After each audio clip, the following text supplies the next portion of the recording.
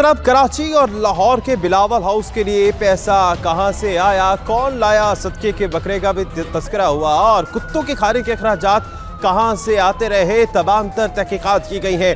और जो JIT ने तहकीकात की उसके मुताबिक 11,500 ऐसे अकाउंट्स हैं जिनकी तहकीकात की गई हैं, जिसमें से इंडिविजुअल्स जो थे वो 924 थे जिनकी तहकीकात की गई हैं। और साथ साथ कुछ ट्रांजैक्शंस की भी बात करते हैं। इन तमाम फेक अकाउंट से 24,500 ट्रांजैक्शंस की गई हैं इन तमाम अकाउंट से, जो कि 32 फेक अकाउंट से जिनसे ये तमाम तर ट्रांजैक्शंस की गई थी। और इन फेक अकाउंट्स की वजह से 11 फेक कंपनीज बनाई गई हैं जिसके थ्रू ये तमाम तर जो अकाउंट है उसकी ट्रांजैक्शंस की गई हैं, जिससे बिलावल हाउस को मुंतकिल किया गया। कुत्ते के खुराक भी आई इससे, और सिर्फ यही नहीं, सदके के बकरे भी आए। जी हाँ, सदके के बकरे और कुत्तों के खाने के अखराजात भी कहां से आते रहे, ये सब कुछ रिपोर्ट में शामिल है। मजीद जानिए इस रिपोर्ट से।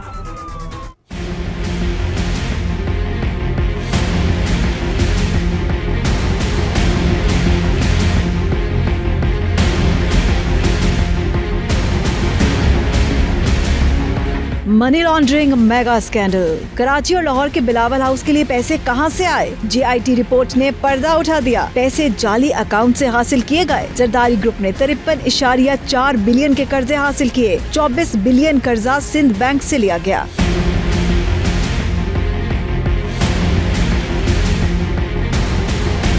बिलावल हाउस लाहौर की अराजी जरदारी ग्रुप की मलकियत है। बिलावल हाउस लाहौर पहले ही गिफ्ट किया गया था, बाद में गिफ्ट वापस करके बहरिया टाउन को आधी रकम अदा कर दी गई। बिलावल हाउस लाहौर के लिए 17 अरब अदा किए गए, बाकी अदा करने हैं। जस्टिस एजाजुल एहसन ने रिमार्क्स में कहा कि अगर गिफ्ट दिया गया तो पैसे क्यों अदा किए गए, इसका मतलब गिफ्ट कबूल नहीं हुआ।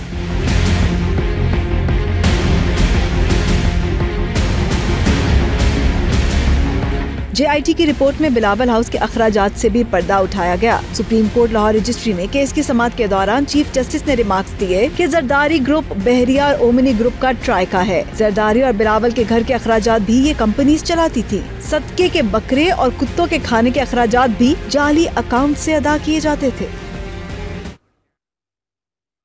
तो जनाब, इस रिपोर्ट में आपने जाना कि किस तरह से रकम ट्रांसफर हुई, लेकिन ओमनी ग्रुप तो पहले से है। लेकिन 2008 में जब हुकूमत आई तो उसके बाद इनकी ग्रोथ बढ़ती चली गई। कुछ आप इस ग्राफ पे भी देख सकते हैं, जो कि साल के हिसाब से बनाया गया है। 2004 से लेकर 2018 का ये ग्राफ, जिसमें हम देख सकते हैं कि किस तरह से बारिंग हुई है ओमनी ग्रुप की, जो कि 2004 में कम था और उसके बाद लोन बढ़ते बढ़ते 2018 तक वो लोन कहां तक चला गया।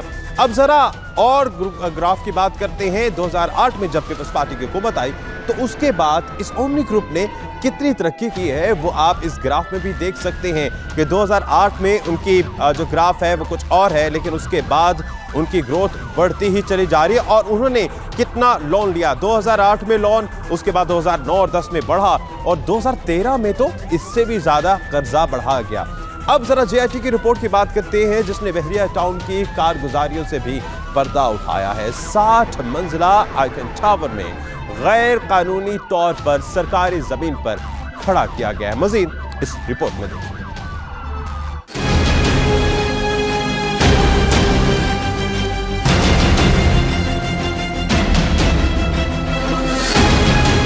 जाली अकाउंट्स केस। JIT रिपोर्ट ने बहरिया टाउन के हवाले से भी अहम राज अफशा किए। तो चीफ जस्टिस मियां साकिब निसार ने तलब कर लिया, कहाँ है मलिक रियाज।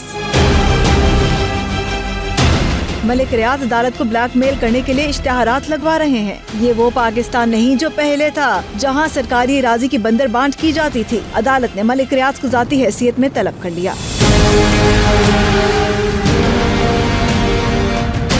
बात यही खत्म नहीं होती। JIT रिपोर्ट में बताया गया 60 मंजिला आइकॉन टावर क्लिफ्टन में वाक़या है। बहरिया ग्रुप और डंचा के इसमें शेयर्स हैं। बाग इब्ने कासिम की जमीन भी इस आइकॉन टावर में आती है। चीफ जस्टिस के इस्तफसार पर JIT रुकन ने बताया कि डंचा आसिफ अली जरदारी का फ्रंटमैन है। आइकॉन टावर गैर कानूनी तौर पर सरकारी जमीन पर खड़ा किया गया। इससे भी बढ़कर ये कि आइकॉन टावर में आसिफ जरदारी ग्रुप के 50% शेयर्स हैं। बहरिया ग्रुप के जैन मलिक ने 27 अरब इस पर खर्च किए।